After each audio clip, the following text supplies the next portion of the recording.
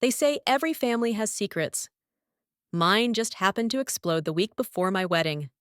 I'm Riley, 29, and if I could rewrite the past month of my life, I would. Not because I got cold feet. No, I was ready to walk down that aisle in my grandmother's vintage lace dress to say I do in front of the 100 people I loved most. But I didn't expect that the person standing beside me would be the one to shatter everything, and I certainly didn't expect the truth to come out the way it did, tangled in whispered phone calls and a single photograph tucked inside a shoebox. The morning it all began, I was on my second cup of coffee, hunched over the dining table with a checklist longer than my arm. Flowers? Confirmed. DJ? Paid in full. Catering? Final numbers sent. My fiancé, Daniel, had kissed me on the forehead before leaving for work, mumbling something about a budget meeting. I smiled, half listening, already absorbed in color palettes and seating charts. If only I had listened more carefully. If only I'd asked where he really was going. My best friend Lila showed up with almond croissants and a glint in her eye. "You'll thank me," she said, dropping the pastry bag on the table and waving her phone like it was a baton. "I found something." I laughed. Unless it's a time machine or a clone of me who can handle the final guest list drama, I don't want it. She didn't laugh back. That should have been my first clue. Instead, she sat across from me, opened her phone, and pulled up a photo. My heart stopped. It was Daniel, my Daniel, only not from any of the moments I knew. Not from any wedding planning sessions, not from our trip to Colorado or his surprise birthday party last year. This was a photo I had never seen before, taken 2 weeks ago, according to the timestamp. He was in a dimly lit restaurant, leaning in close to someone I couldn't quite see. "Who is that?" I asked, though my voice already knew the answer. Lila hesitated. "That's what I'm trying to figure out." I stared at the image, the way he leaned in, the small smile tugging at his lips, the way his hand rested just a little too familiarly on the back of the mystery woman's chair. My chest tightened. "Where did you get this?" I asked. Lila sighed. "A friend of mine works at that restaurant. She didn't know it was Daniel until she saw your engagement photo on my Instagram. Said she remembered him, thought he was on a date." I blinked. "Maybe it's a work thing." "You don't touch coworkers like that." She was right. I knew it. But denial is seductive. I wanted to believe in Daniel, in us, in the man who cried when I said yes. So I called him, and he answered, too casually. "Hey babe, what's up?" I didn't mention the photo. I didn't ask about the woman. I just asked, "Where are you?" He paused. "Work. Budget meeting, remember?" I swallowed hard. "Right." We talked for less than a minute. I hung up first. My hands were shaking when I turned back to Lila. "I need to know who she is." She nodded. "Already working on it." The rest of that day passed in a blur. I tried to focus on wedding details, on normalcy, on anything other than the gnawing suspicion that had rooted itself in my gut. But that night, I sat alone in bed, phone clutched to my chest, staring at the ceiling. I loved Daniel. I really did. But love doesn't always protect you from betrayal. And I was starting to wonder just how much I didn't know about the man I was about to marry. If you've ever uncovered a secret that made you question everything you thought was true, stick with me. This story only gets messier from here. The next morning, I woke up with a pit in my stomach, the kind that tells you before your brain catches up, something isn't right. Daniel was already gone, again. His side of the bed cool, untouched, like he hadn't slept in it at all. I lay there for a minute, trying to convince myself it was just the wedding stress, that I was reading too much into a single photo and an odd morning absence. But then, I remembered the way his voice caught when I asked where he was. That half-second pause before he said, "Work." A pause I might have missed if I weren't already suspicious. I got out of bed and made coffee. I didn't drink. I scrolled through emails, ignored a dozen messages from the wedding planner, and stared at the contact labeled Daniel and a heart emoji for a long time. Then I opened the group chat with my mom and sister and typed, "Need to talk to you both. Urgent." Lila texted just after 9. "I have a name. Her Instagram is private, but I got a screenshot from a mutual. Her name's Vanessa Taylor." The name meant nothing to me. No red flag, no history. Just a stranger with perfect teeth and expensive shoes, based on the 3 photos I could find from tagged posts. But Daniel knew her well enough to meet her in a restaurant he thought no one would recognize him in. Well enough to lean in close, to touch her like they'd done it before. My pulse was steady, weirdly calm, even as my brain screamed. I needed confirmation. By noon, I was standing outside Daniel's office building downtown, clutching a reusable coffee cup like it was armor. I hadn't told him I was coming. If this was all in my head, he'd be happy to see me. If it wasn't, I took the elevator to the 10th floor, greeted the receptionist with a forced smile, and asked if Daniel was in. "Oh," she said, looking flustered. "He's actually out for a late client lunch. Said he wouldn't be back until after 3. I nodded like it was no big deal. "Do you know where he went?" Her eyes flicked to the phone like she was debating whether to tell me. Just that new place on Willow. Vignette, I think." That was the same restaurant from the photo. I smiled again, too wide. "Thanks." I walked straight to my car and drove to Vignette with no plan other than seeing it for myself. Maybe he'd be there alone. Maybe it really was work. Maybe Vanessa was just a fluke. I parked across the street, put on sunglasses even though it was cloudy, and waited. At 12:47, Daniel walked out. Not alone. She was taller than me.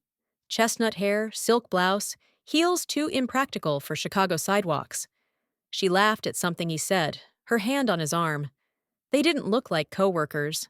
They didn't look like friends. They looked like a couple. I stayed in the car, breath shallow, heart like a fist in my chest. Daniel leaned in and kissed her cheek. She lingered. Then they parted, and he walked right past my car without seeing me. I waited until he turned the corner before I exhaled. I didn't cry. Not yet. Instead, I drove home, walked into my apartment, and sat on the edge of the bed, phone in my lap. I stared at our engagement photo framed on the nightstand, the 2 of us beaming, the ring shining like a lie. Then I opened a new message to Daniel. "We need to talk. Now send." He didn't reply for over an hour. Every second of silence twisted tighter in my chest, each tick of the clock confirming what I already knew. He was trying to figure out how to lie. Or worse, he thought he didn't need to. When he finally responded, the message was simple. "Can I come by around 6? Not, "What's wrong?" Not, "Are you okay?" Not even a question mark at the end. Just a sentence. Like we were discussing dry cleaning or groceries, not the fact that I'd watched him leave a restaurant with another woman. I wanted to scream. I wanted to throw my phone across the room. But instead, I replied, "Yes." The next few hours dragged like they were underwater. I cleaned the kitchen twice, rearranged the living room pillows, stared at our wedding invitations on the coffee table until the gold script blurred into meaningless loops. Then I moved them into the trash. At 5:59, there was a knock at the door. I didn't rush to answer it. I made him wait, just long enough to remind him this wasn't a conversation on his terms. When I opened the door, he gave me that soft, apologetic smile, the one he used when he forgot our anniversary last year, when he dented my car pulling out of the garage. I didn't smile back. He stepped inside, looked around like he expected something to be different. Maybe he thought I'd still have dinner waiting. Maybe he thought I'd cry. "Riley," he said, voice low. "What's going on?" I didn't answer. I just held up my phone and showed him the photo. The one Lila had sent me. Daniel, the restaurant, Vanessa. His eyes didn't widen in surprise. His jaw didn't drop. No confusion, no denial. Just a quiet, resigned breath. "I was going to tell you," he said. I laughed, sharp and humorless. "When? After the vows?" During the honeymoon? It's not what you think. Really? I crossed my arms. Because what I think is that you've been seeing someone else, that you've been lying to me, that the man I thought I was marrying doesn't actually exist. He sat down on the couch like the weight of my words had finally landed. It started months ago, before I proposed. I blinked. You were cheating on me before the engagement? He winced. It wasn't serious at first. That's supposed to make it better? He didn't answer. I stared at him, this stranger in the body of the man I loved, every memory now tainted, every I love you now suspect. Why? I asked, my voice cracking. Why ask me to marry you if you were already in love with someone else?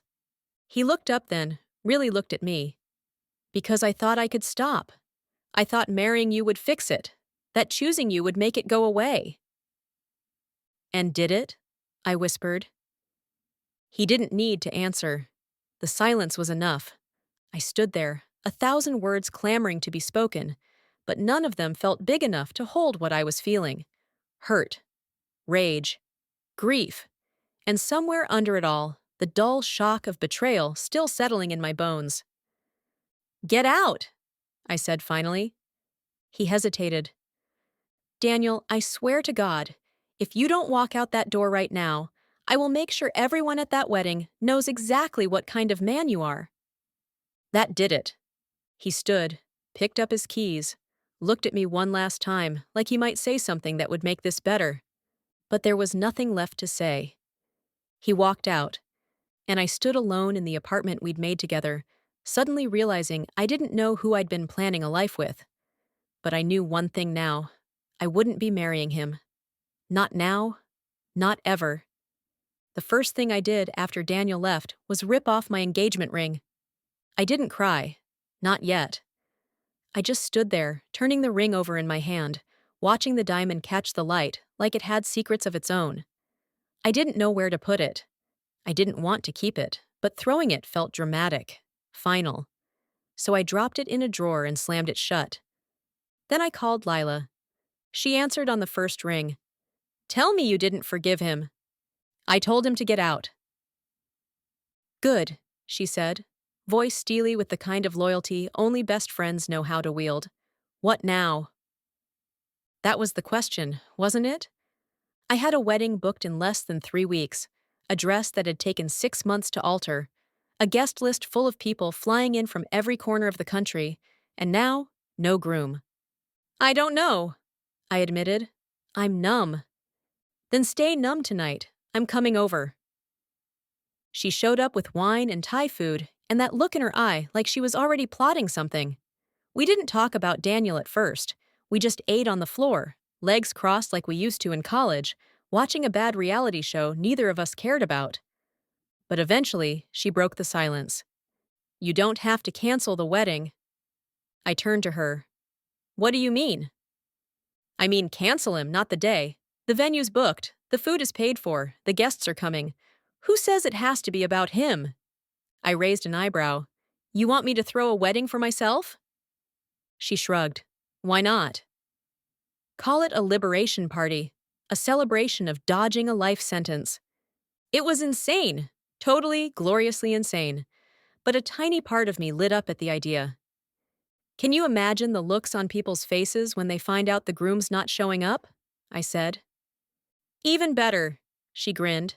We tell them ahead of time, no surprises. We make it crystal clear this is your day, a party, not a pity fest. I laughed. The first real laugh since this whole mess started. You're serious? As a heart attack, you deserve a celebration. Not because of him, but in spite of him. The idea began to bloom, wild and untamed, right there on my living room floor. What if I didn't hide? What if I didn't cancel everything and cry into my bouquet? What if I rewrote the ending? By midnight, we were making lists. A new playlist. New signage. A new name for the event. We called it the Unwedding. By 2 a.m., I'd posted a single statement on my social media. The wedding is off, but the party's still on. June 17th. Come celebrate freedom, friendship, and fresh starts. No gifts. Just bring your best stories. By the time I woke up the next morning, the post had gone viral, shared by friends, then strangers. Comments flooded in, supportive, shocked, empowered. And for the first time since everything shattered, I felt like I could breathe again. I wasn't walking down the aisle, I was walking into something better, something entirely mine. The fallout came faster than I expected. By noon, my phone was blowing up. Text, missed calls, even a few emails. Friends, cousins, high school classmates I hadn't spoken to in years. Most of the messages were supportive, empowering, but a few were exactly what I'd feared. What happened? Did he cheat? Are you okay? The question I didn't know how to answer. Was I okay? I was standing in the center of my apartment, barefoot, staring at the wedding shoes I'd picked out months ago. White satin, tiny crystals on the strap. They looked ridiculous now, sitting there with nowhere to go. Like me. I left them where they were and went to the kitchen, poured coffee, and nearly jumped out of my skin when my mom's name lit up my phone. I answered on instinct. "Riley, what is going on?" Her voice was sharp, clipped with panic. "I broke it off with Daniel," I said calmly. There was a pause, then. "You what?" "He's been seeing someone else. For a while, apparently." Another pause. Longer this time. "Oh." That one syllable carried everything: shock, confusion, disappointment. But not in me. For once, not in me. "Are you okay?" she asked. That question again. "I will be," I said. "But I'm not canceling the venue."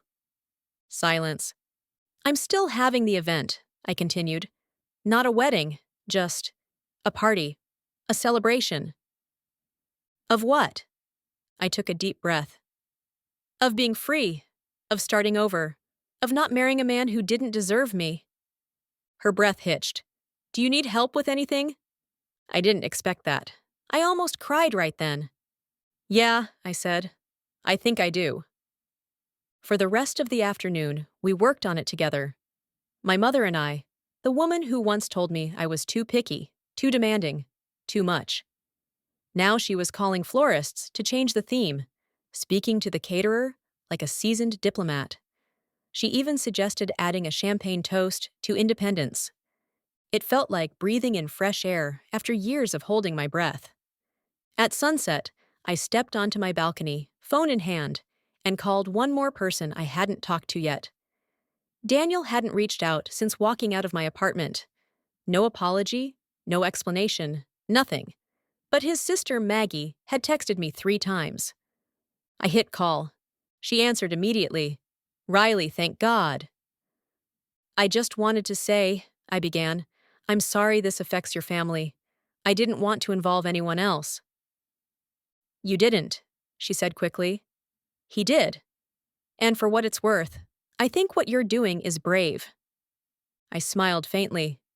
"Thanks." There was a beat of silence. Then, "He's staying with our parents. You should know that." I nodded, even though she couldn't see me. "And Riley?" "Yeah?" "You're better off. We all saw it. I just wish he had too." That night, I lay in bed with a notebook and started scribbling names. Not guests, but speakers. People who might want to stand up and share something. Stories about heartbreak, resilience, second chances. I didn't want it to be just a dance party. I wanted it to mean something. By midnight, the list had a dozen names. The first one was mine. The first speaker I called was my grandmother. Not because she was the loudest voice in the room, but because she was always the one who spoke with the most truth. Her love came wrapped in quiet looks and soft humming. A woman who'd lived through real loss. Twice. She buried her first husband at 26, married again, and then lost that man too before 60. And yet, she still baked lemon bars for the neighbors and watered her garden like joy grew from the soil. When I told her the wedding was off, she didn't gasp or pepper me with questions. She just said, "Good. You got out early." And when I told her I was still throwing the party, she laughed. "Oh, honey," she said, "make it beautiful." I asked if she would speak. There was a pause. "I'll do better," she said. "I'll tell the truth." The day after that, I met with the venue coordinator. She was expecting tears, I think, or a meltdown, but I walked in with a new list, a different energy. "This isn't a wedding anymore," I told her. "It's a celebration of freedom, of starting over." She blinked, then smiled slowly. That might be the most honest event I've ever hosted. We rearranged everything. No bouquet toss, no first dance. The aisle was now a runway, one I'd walk alone, not to meet someone, but to return to myself. I wasn't wearing white. I chose deep burgundy, the color of courage, of wine, of wounds that heal. The caterer pivoted the menu without hesitation. The cake decorator switched from Riley and Daniel to she chose herself. My florist added wildflowers, unruly and bright. Word kept spreading. What was once a wedding was becoming something else entirely. Friends who hadn't RSVP'd before were now eager to come. Coworkers sent texts like, "You're inspiring all of us," and, "Honestly, this sounds better than most weddings." I still had bad days. Moments when I'd see his toothbrush still in the bathroom drawer, or hear a song we danced to that night in Tulum and feel my chest tighten. But then Lila would send a meme, or I'd hear back from someone else who wanted to speak, or I'd catch my own reflection and not flinch for the first time in weeks. I was becoming someone new, not broken, not a bride, just Riley. 2 days before the event, I got a text from an unknown number. It was Daniel. "I heard you're still throwing the wedding." I stared at it for a long time. Then I replied, "Number, I'm throwing something better." I didn't wait for a response. I blocked the number, and then I went to pick up my dress. The dress was ready, and when I saw it hanging in the boutique window, my breath caught in my throat. Not because it was the dress I'd always dreamed of, not because it was perfect, but because it didn't feel like a compromise. It felt like mine. Deep burgundy, satin, off the shoulder with a slit that ran just high enough to remind me I was alive. It fit like armor and art, hugging every place I once tried to hide. No veil, no tiara, just me, stripped of illusion, wrapped in color that demanded to be seen. The shop attendant handed it over with a soft smile. "This is going to be a moment," she said, and I smiled back. She didn't know the half of it. Back home, I laid the dress out on my bed and stood over it, hands on my hips, heart beating like I was about to do something irreversible. Because I was. Tomorrow was the day. No groom, no vows. Just me, walking into a room full of people who knew both versions of this story. The one I'd planned, and the one I chose instead. The doorbell rang. Lila burst in carrying 2 garment bags, a portable steamer, and a tray of cupcakes shaped like broken hearts. "You ready for the greatest rebrand of the decade?" she asked. I raised my eyebrows. "We're calling it a rebrand now?" She flopped onto the couch and started unpacking. "Obviously, this isn't a cancellation, it's a creative pivot. Think less tragedy, more Netflix special." I laughed, despite myself. "Please don't let anyone film it." She gave me a look. "Riley, it's already being hashtagged." We spent the evening in a whirl of preparation, setting up the playlist, printing out speech prompts, checking the lighting on the stage. Because yes, there would be a stage. This wasn't going to be a night of polite mingling and awkward toasts. It was going to be loud, honest, wild. My mom stopped by around 9 with a bottle of wine and a bouquet of flowers. "No lilies," she said as she handed them over. "I know you hate them." That one sentence meant more than all the apology speeches in the world.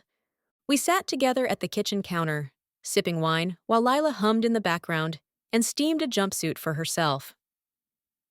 "I'm proud of you," my mom said suddenly. "I didn't raise you to settle." I looked at her then, really looked. For the first time in a long time, we weren't mother and daughter navigating old wounds. We were just 2 women looking each other in the eye. "I didn't think I'd have to be this brave," I admitted. She squeezed my hand. "Brave isn't something you plan. It's something you do anyway." When they left, I sat alone in the living room, barefoot and quiet. The apartment felt different now. Not smaller, not emptier, just honest. At midnight, I lit a candle and made a promise. Not to love again, not to move on quickly, just this, to never forget how it felt to choose myself. Then I blew it out, crawled into bed, and fell asleep with the calm of someone who knew exactly who she was going to be in the morning. The morning of the unwedding dawned golden and quiet. No nerves. No frantic vendors. No panic about weather forecasts or boutonnieres. Just light spilling through the blinds, warm against my skin, like the sun itself had decided to show up for me. I lay in bed for a few minutes, eyes open, heart still. Not because I didn't feel anything, but because, for the first time in a long time, I wasn't trying to outrun my feelings. I let them all come. The grief, the freedom, the unexpected peace. I let it wash over me like rain after drought. Then I got up and turned on the playlist. It started with Stevie Nicks, because of course it did. No song about surviving has ever sounded as glamorous as one sung by a woman in chiffon and boots. I danced while brushing my teeth, twirled in my robe while sipping coffee. And when Lila arrived with a breakfast sandwich and way too much energy, I was already glowing. "Damn," she said, the moment she saw me. "You look like closure." The venue was already buzzing when we got there. They'd draped string lights through the beams. The DJ was sound-checking a playlist that was equal parts breakup anthems and power ballads. The champagne was chilling, and the sign at the front, hand-painted by one of my bridesmaids who refused to drop out, read, "This isn't a wedding, it's a declaration." People started arriving just after 4. Some wore black like it was a funeral. Others showed up in sequins like it was New Year's Eve. A few brought flowers anyway. I took them all. Every bouquet, every hug, every, "I can't believe you're doing this." They meant it as awe. I took it as truth. By 5, the venue was full. Not a single empty seat. The air buzzed. Not with the anticipation of a ceremony, but with something more electric. The sense that everyone here knew something real was about to happen. That they weren't witnessing heartbreak. They were witnessing rebirth. Lila took the mic first. "Let's get one thing straight," she said, her voice cutting clean through the noise. "This isn't a sad story. This is a good damn plot twist." The room roared. Then came the speakers. My grandmother told a story about her second husband, how he once forgot her birthday and bought her a shovel to help with the garden. She used it to bury his favorite golf balls. "Marriage is a gamble," she said, raising her glass. "But loving yourself? That's a sure thing." A friend read a poem she wrote the night her divorce was finalized. My sister, nervous but determined, told the room she used to envy me. That watching me choose to leave instead of settle taught her more than any fairy tale romance ever could. And then it was my turn. I stepped up in that dress, the one that fit like a promise I made to myself, and I looked out at everyone.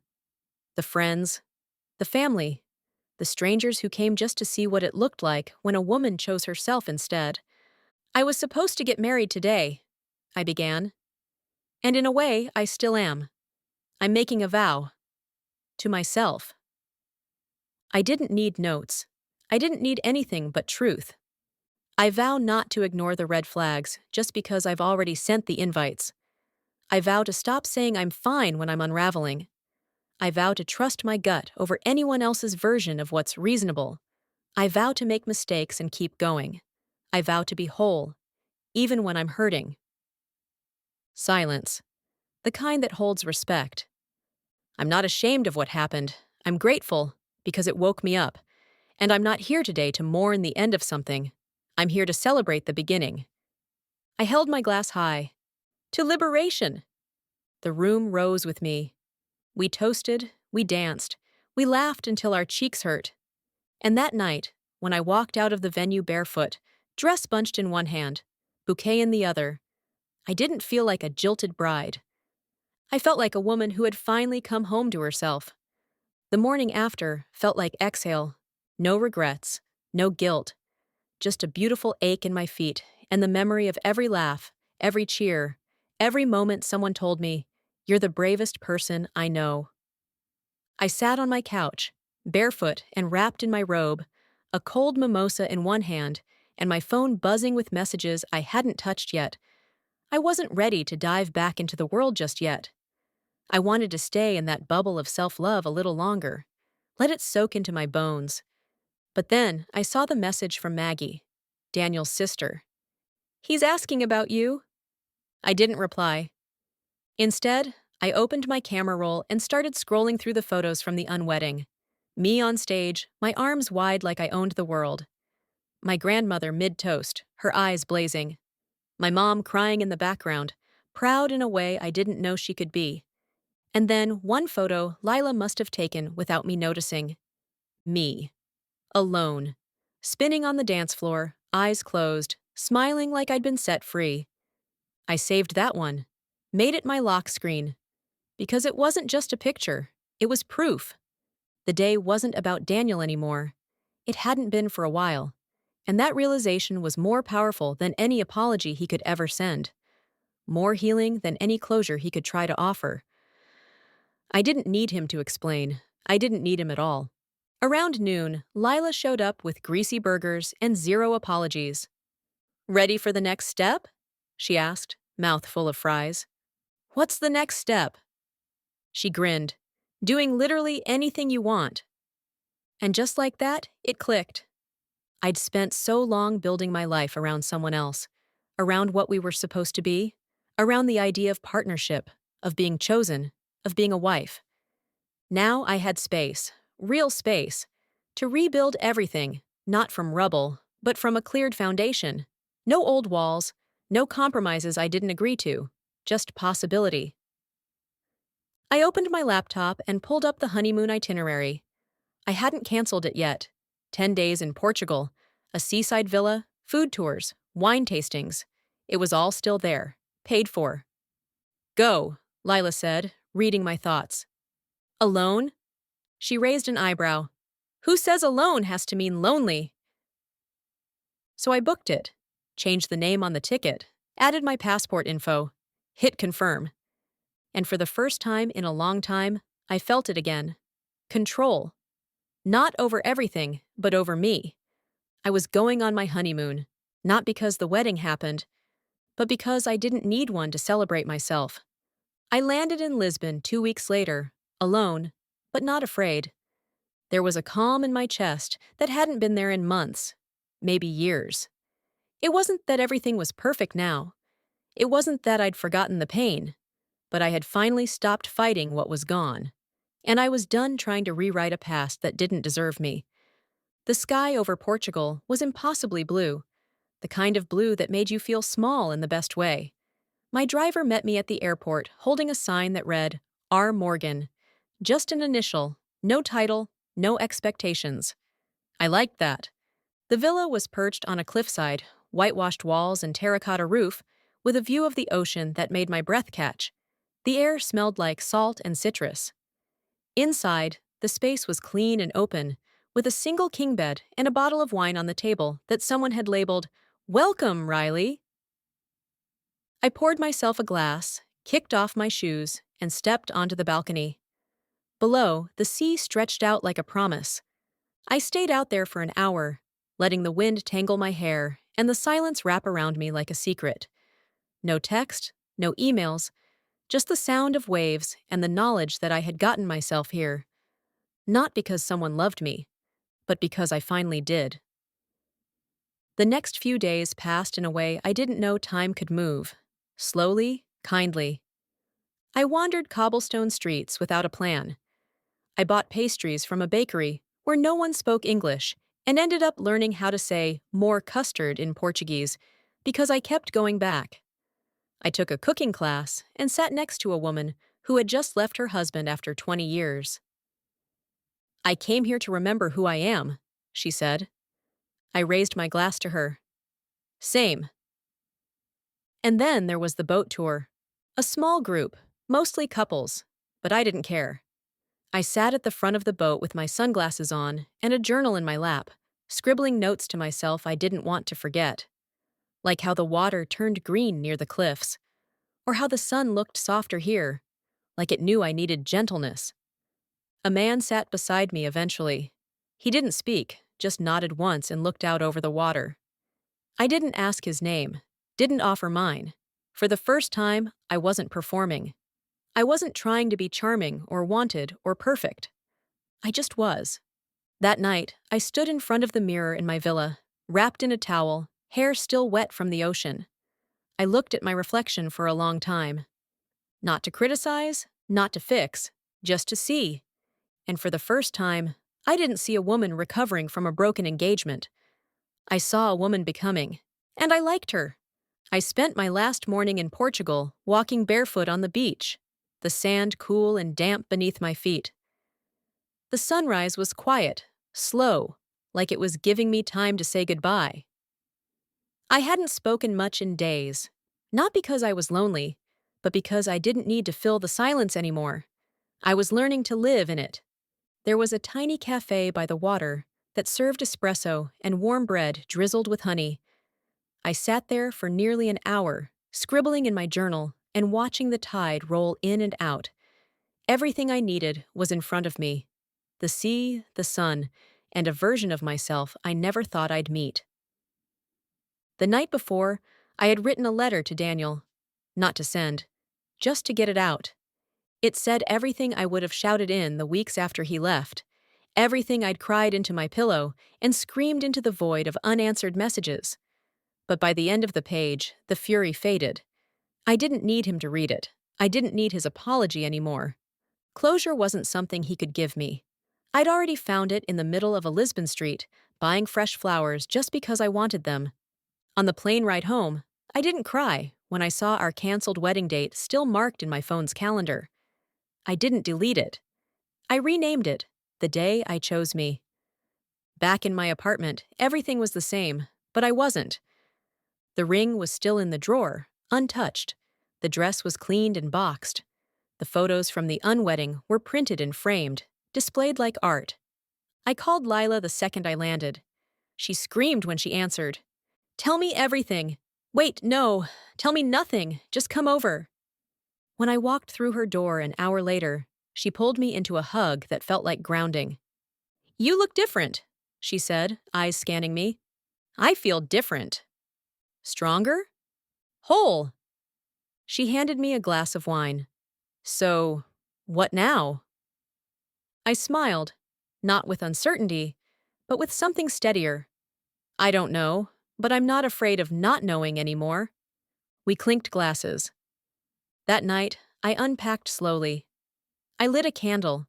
I made pasta from scratch, with ingredients I'd brought back in my suitcase. I played music and danced alone in the kitchen, like I had nothing to prove to anyone, because I didn't. My life wasn't what I planned. It wasn't a straight line toward a white dress and a last name. It was jagged, beautiful, unfolding. And I was finally ready to live every moment of it on my own terms. The invitations kept coming, even after everything: weddings, baby showers, engagement parties. Proof that life moved on, even when yours had imploded and reassembled into something entirely new. The first one I received after returning from Portugal was addressed to me and Daniel. It hit like a ghost, like someone had forgotten I'd died in a story I didn't write. I stared at the envelope for a long time before opening it, half expecting to see my old life spelled out in calligraphy. But it wasn't that. Just a college friend getting married in Napa. No malice, just habit. I RSVP'd solo. And I wrote, "Attending with confidence," in the space next to +1. It wasn't a joke, it was the truth. Because I'd spent too long waiting for someone to validate me with their presence. I wasn't doing that anymore. I was my own +1 now. The event was beautiful. Soft blush tones, a vineyard sunset, the kind of ceremony Pinterest dreams about. I watched the bride walk down the aisle with tears in her eyes and a calm in her step. She looked sure, and I didn't envy her. Not because I didn't believe in love anymore, but because I didn't need her version of it to feel complete. Later, during the reception, a woman I didn't know approached me at the bar. "You're Riley, right?" I nodded, hesitant. I read about your unwedding online, she said. Someone posted your speech. It made me call off my engagement. I blinked. And I'm so grateful, she added quickly. He wasn't right for me. I just didn't know how to say it out loud. Then I saw what you did, and I thought, maybe I could do it too. I didn't know what to say. You saved me a divorce, she smiled. So thanks. That night, I walked back to my hotel alone, heels in hand, hair a mess, and a grin spread wide across my face. It wasn't validation I felt. It was resonance. Like something in the universe had echoed back. You did the hard thing. And it mattered. The next morning, I woke to a message from a podcast producer. We heard about your story. Want to come on and talk about it? I stared at the screen for a long time. 6 months ago, I was supposed to become a wife. Now I was being asked to speak about walking away. I tapped out a reply. Yes. But only if we talk about what comes after, not just the leaving, the becoming. And that's exactly what we did. The podcast episode aired on a Tuesday. I was at my desk, sipping tea, half distracted by emails, when my phone started vibrating nonstop. At first, I thought something had gone wrong. Maybe the audio was distorted. Maybe I'd said something stupid. But the messages told a different story. You made me cry. I didn't know anyone else felt this way. Thank you for saying it out loud. By noon, the episode had tens of thousands of streams. By evening, I was trending. Me. A woman who didn't marry the wrong man. A woman who chose herself instead. I went for a walk just to breathe. The city felt different, or maybe I was just seeing it with new eyes. I passed couples on sidewalks, laughing, bickering, linked arm in arm. I didn't flinch. I didn't feel envy. I felt peace. Because for the first time, I wasn't searching for something I thought I lacked. I was simply existing, whole, present. When I got back, my inbox was full. Messages from strangers, women and men who had walked away from things they thought they had to endure. A woman in her 60s who said she left a loveless marriage after hearing the podcast. A man who said he'd been holding on to an engagement he no longer believed in. And then one message stood out. No name, no intro. Just, you saved me from forgetting who I was. I read it 5 times. It didn't matter who wrote it. What mattered was that someone, somewhere, heard my story and saw their own reflection in it. That night, Lila and I celebrated with cheap champagne on my balcony. She brought cupcakes with little edible microphones on top and wore a tiara she insisted was for emotional royalty. To public healing, she toasted. To private victories, I added. We clinked glasses under the city lights and let the silence stretch between us. Comfortable now, full of shared understanding.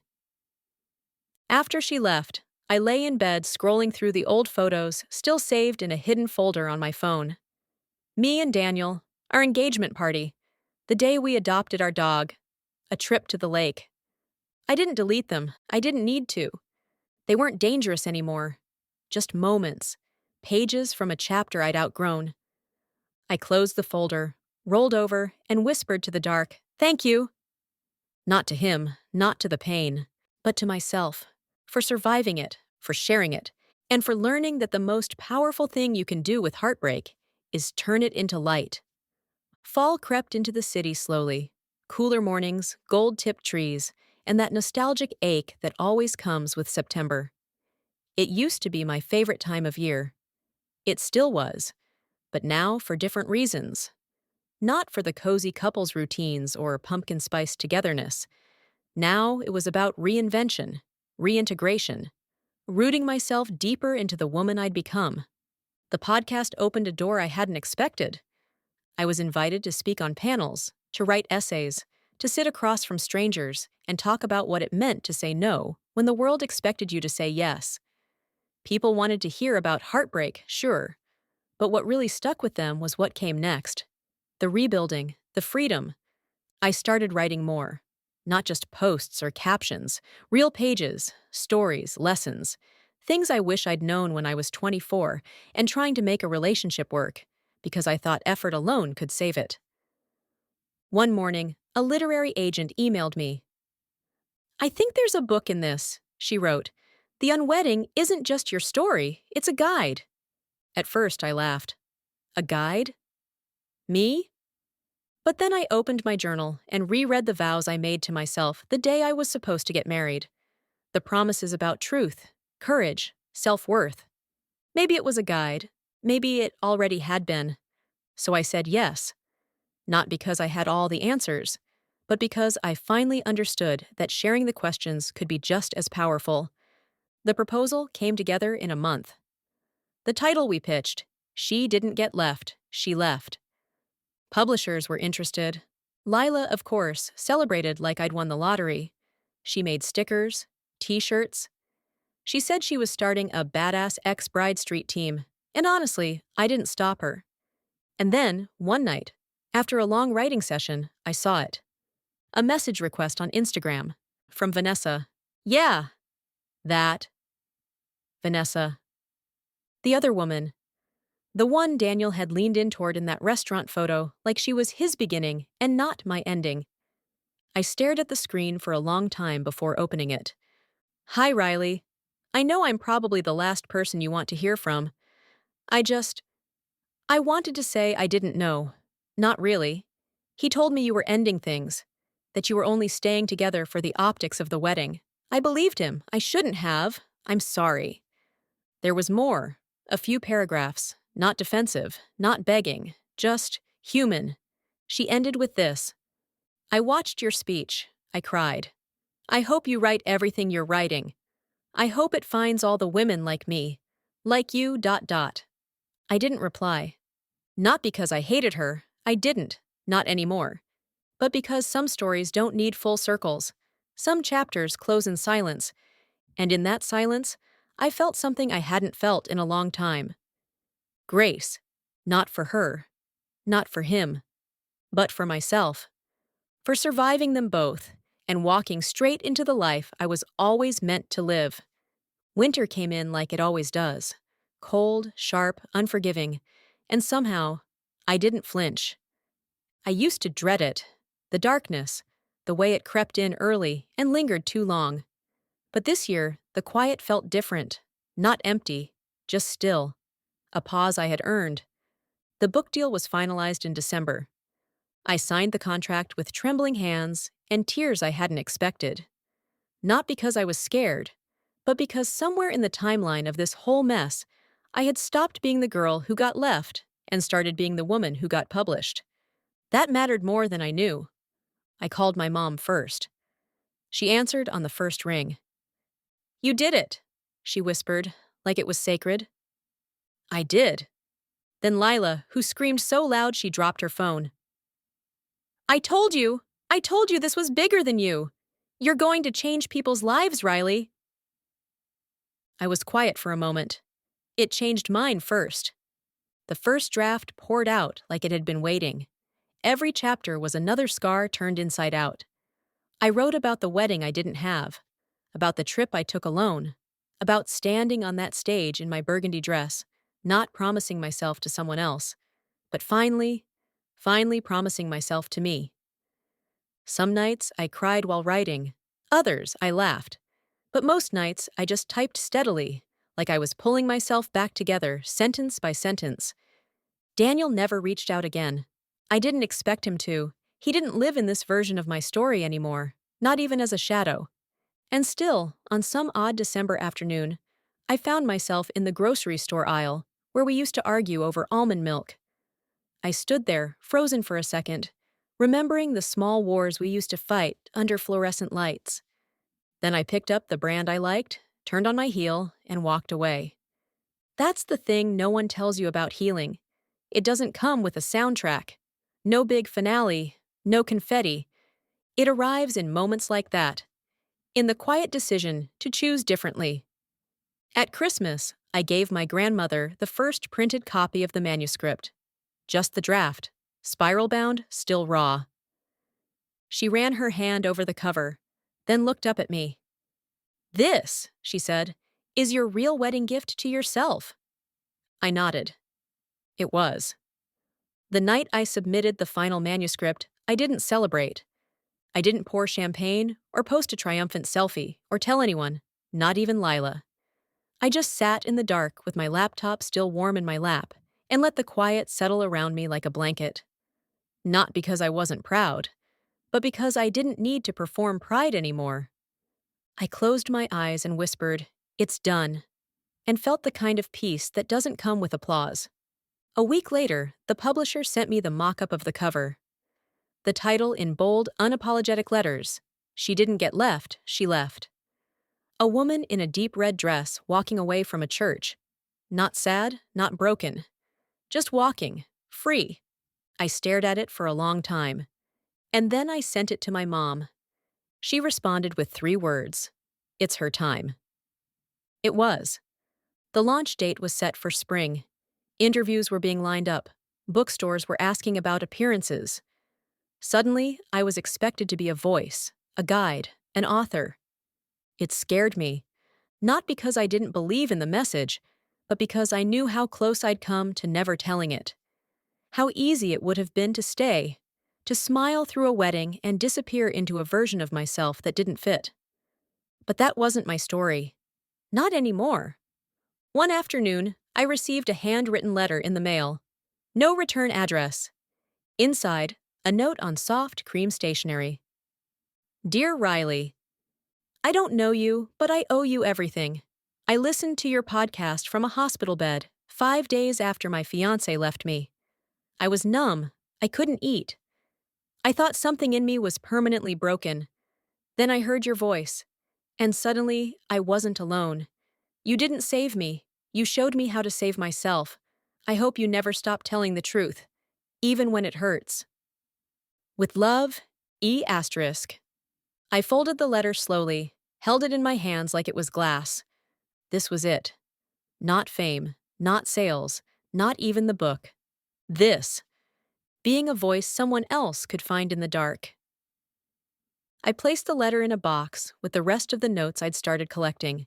DMs, emails, scribbled thank you cards from strangers. Proof that pain, when spoken out loud, could become purpose. I wasn't just healing anymore, I was helping, and that made every sharp edge worth it. Spring arrived like a secret, soft, then sudden. One week, it was sweaters and gray skies. The next, it was bare arms, open windows, and the scent of lilacs drifting through the city. The change was subtle until it wasn't. Like healing, like becoming. The book launch was set for April 14th. I spent the days leading up to it toggling between exhilaration and absolute dread. Lila kept reminding me, "You're not the story anymore. You're the storyteller now." But it still felt raw, personal, like I was handing the world my diary and hoping it didn't get laughed at or picked apart. The launch event was held at a small indie bookstore with exposed brick and string lights that reminded me of the unwedding. Imperfect, intimate, real. When I arrived, there were already people lined up outside. Not influencers, not paparazzi, just readers. Women, some alone, some with friends, some holding tissues before the night even began. I stood in the back, heart pounding, until the store owner waved me up front. "Ready?" he asked. I wasn't, but I nodded anyway. They handed me a mic. The crowd hushed. "Hi," I said, my voice steady, even as my fingers trembled slightly against the page of the open book in my hand. "I'm Riley. And a year ago, I was supposed to walk down the aisle. Instead, I walked into the rest of my life." The room exhaled with me. I read an excerpt from Chapter 3, the one about the confrontation, the unraveling, the silence that followed. Then I looked up and said, "What happened to me was painful. But what I did with that pain, that's the story, that's the miracle." After the reading, people lined up with books in hand, eyes bright and wet. They hugged me, shared pieces of themselves. One woman whispered, "I left 2 days ago." Another said, "My daughter just got out." I bought this for her. Each one reminded me, this wasn't about closure anymore. This was community. When the crowd thinned and the lights dimmed, I stepped outside for air. The night was cool, the sky clear. I looked up, and for a moment, I saw the girl I used to be, the one in the white dress she never wore. I didn't hate her. I didn't pity her. I just whispered, "Thank you," because she had the courage to break her own heart so her future could be free. And now, here I was, standing in the spring air, reborn in a city that had watched me fall apart and watched me rebuild. Not with someone beside me, but with my story in my hands. The days after the launch felt surreal, not in the loud, dizzying way I thought success might feel, but in the quiet, grounding kind of way, like the world finally mirrored what I'd known inside for months, that I was no longer surviving my story. I was steering it. Sales trickled in steadily. Reviews poured in, most of them kind, raw, personal. It wasn't just a book anymore, it was a conversation. And somehow my heartbreak had turned into a chorus of voices rising from women across the world who were finally saying, "Me too?" and meaning it in a whole new way. But not everyone was clapping. A week after the launch, I got an email from a name I hadn't seen in a year. Daniel. Just his name in my inbox made my throat tighten. The subject line was one word. Asterisk apology asterisk. I stared at it for 20 minutes before clicking. His message was long. Too long. A mixture of regret, justification, and nostalgia. He said he watched the speech online, that he bought the book, that it hurt to read, but also helped him see who he'd been, and who he hadn't been, for me.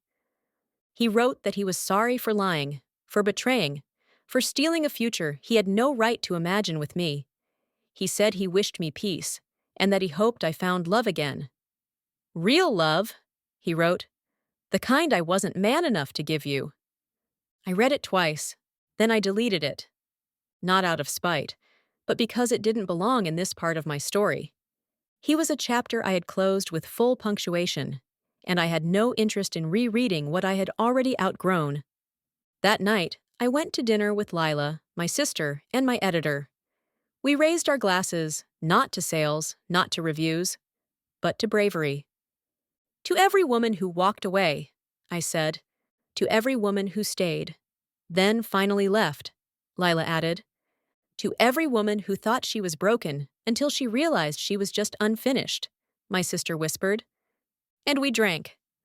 Later, walking home alone, I took the long route.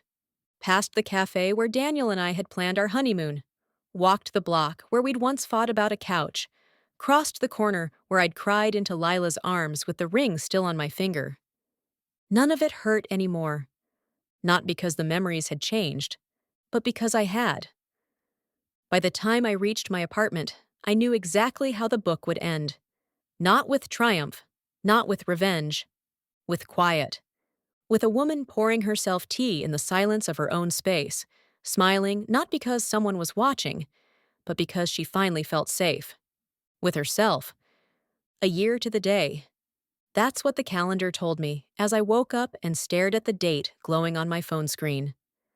1 year ago, I stood in my apartment, heart splintering, dress untouched, ring in a drawer, and the word no lodged in my throat like a secret. Now I said that word freely. No to apologies that arrived too late. No to shrinking so someone else could feel taller. No to stories where I was just the cautionary tale. I was the author now. I spent the morning in a small cafe downtown, the same one where I'd sat with my laptop and typed the first raw pages of the book that changed everything. I ordered a cappuccino and pulled out my journal. Not to work, not to plan, just to feel. The pages came slowly, steady like breath. 1 year ago, I walked away. Not because I was fearless, but because I was finally afraid of the right thing, a life that didn't belong to me. People still wrote me, every day, emails, messages, notes slipped under the door at bookstores where my name sat on shelves.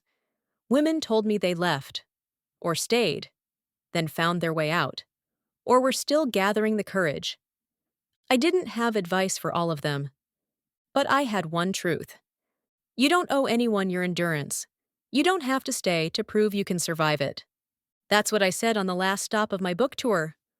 A woman in the front row cried, hand pressed to her chest. When it ended, I went backstage, took off the microphone, and looked in the mirror. I didn't see a bride. I didn't see a survivor. I saw a woman who had rewritten her ending and wasn't done writing, not even close. That night, I went home, lit a candle, and poured a glass of wine. I pulled out the same letter I wrote the night before what would have been my wedding day. The one I'd tucked into a drawer, unsure if I'd ever read it again. It wasn't a goodbye. It was a promise. To never forget who I became, when everything I wanted fell away. I folded it once, placed it back in the drawer, and closed it for good. Some stories begin with love. Mine began with leaving.